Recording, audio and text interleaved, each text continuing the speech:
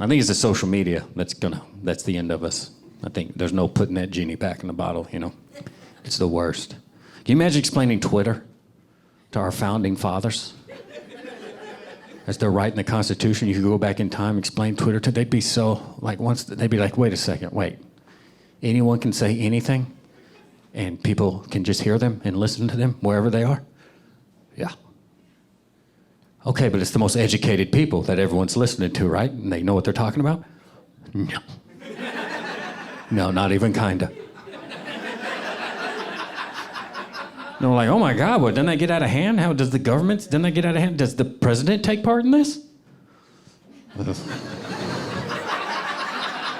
Last one did. That didn't end well.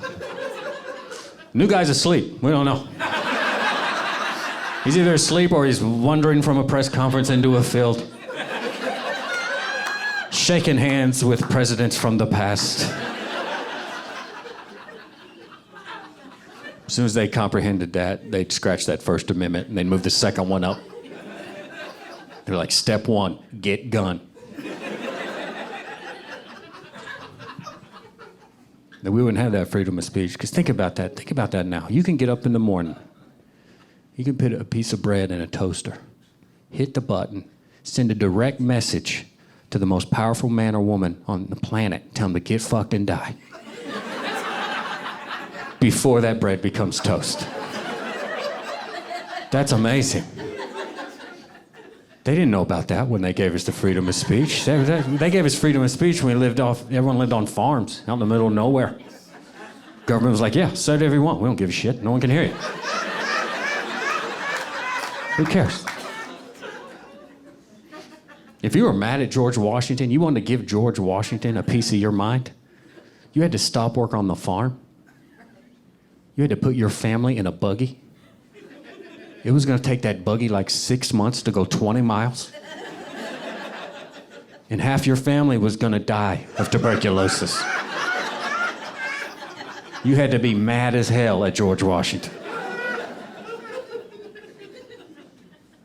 I've been enjoying you got the ads here for the election coming up here.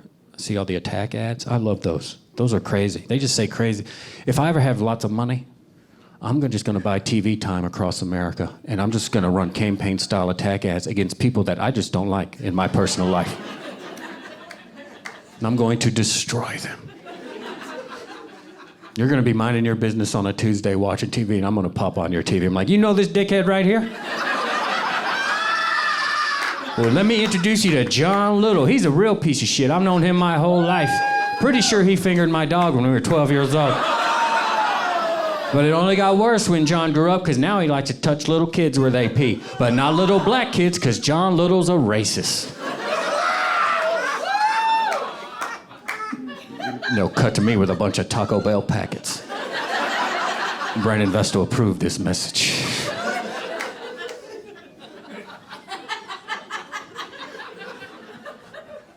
That's what they do in those ads. They call each other racist. Everyone's a race. Race is weird.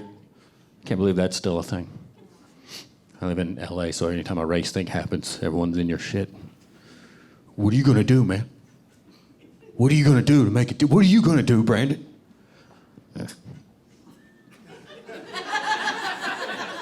Probably nothing. I don't know.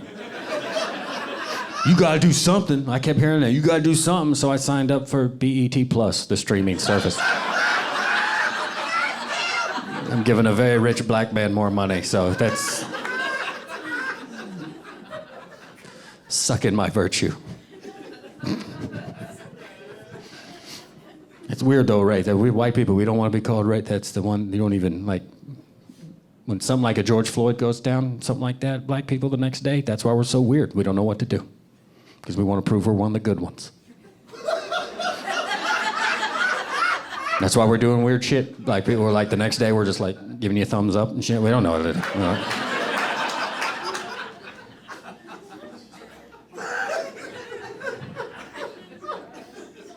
I remember the day after the day after all that happened and the protest started, I was out on one of my COVID walks.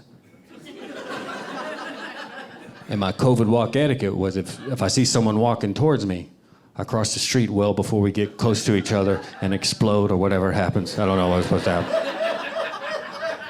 And it was the first day of those George Floyd protests. Things were pretty intense in LA. And I see a guy come, I start to cross the street, then I realize that's a black dude. I was like, nope.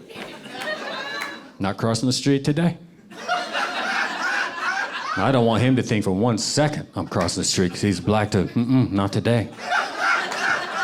And he's just minding his business, living his life. He's getting closer. I'm getting more amped up in my head. Like, what am I going to say to this guy? I got to prove that I'm down. What am I going to say to this guy? He's getting closer and closer. I'm getting more amped up, more. By the time he got right next to me, I was so amped up that I just grabbed him and I squeezed the shit out of him. I was like, you matter to me, and he just pushed me away and took off running down the street. Screaming something about germs or something. I don't know what he said. But he knows I'm not racist. He might be racist now. May have flipped him. I always ask myself when these race things, like, what can you actually do? Everyone's like, what are you going to do? What can you actually do when you think about it to impact something like racism, to actually make a difference? What can you actually do? And I was out driving around, and I came across a protest, and all their signs said, honk to end racism.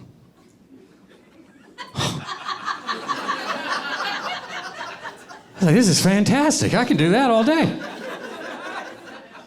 Then I thought about it for a second. I got a little upset. I was like, wait, how long have y'all known? We've had the horn since 1919. I hope you just found out, because think of all the bullshit we could have avoided if you just honked it up a little bit. It's weird. I was like, I like history stuff. How come I've never heard about this? And I did some digging, and it turns out in the early 1920s, there were groups of white people that would drive around black neighborhoods honking to end the racism. But it just led to more confusion. People started fighting more because the black people, legitimately so, thought they were being harassed, and they would come to refer to these crazy white people as honkies.